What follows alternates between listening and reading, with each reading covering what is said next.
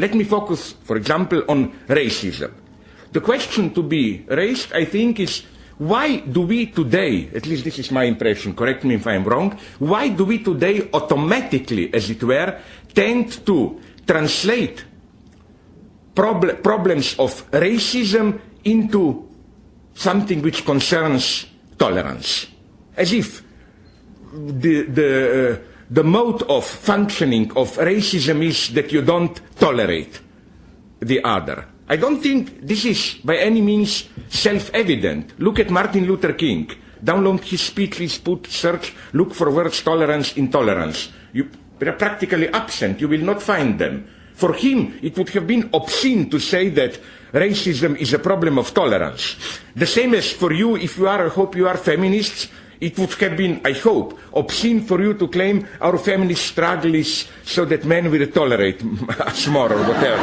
It's ridiculous.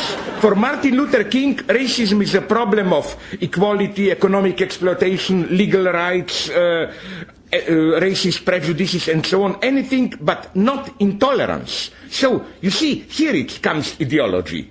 Serious problem, racism, I claim. The designation of tolerance, putting tolerance up in front as the main category to catch racist phenomena, mystifies it. Why? Because I claim it basically depoliticizes the problem. Instead of talking about economy, political power, legal power, we talk about cultural prejudices. And we end up, I'm sorry to tell you this, it will maybe shock you because I'm some kind of psychoanalyst, you end up with psychoanalytic traumas and so on. Like, no. Like, I noticed this when in South California, they deal with this resentment towards Mexican immigrants. You end up, if you are at the cultural studies department, with what inner traumas do you project into Mexicans so that you don't tolerate them, and so on and so on.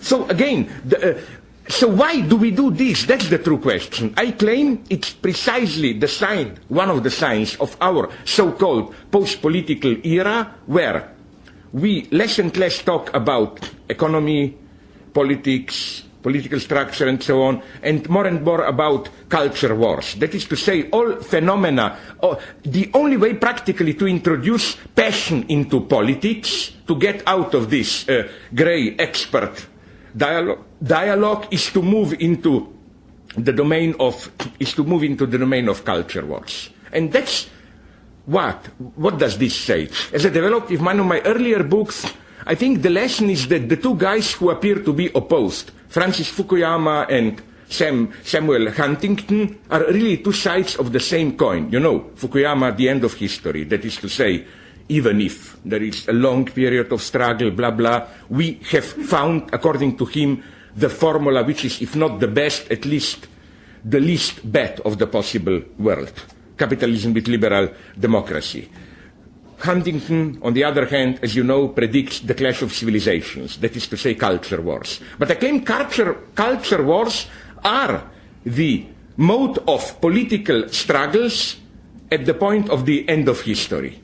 I mean, I don't really think that we are at the end of history, but one has to be very careful here. There is something in our experience which fits this designation, the end of history. Precisely this post-1990s feeling of big ideological projects are over, we live finally in an era which, again, found at least the least worst of the possible worlds.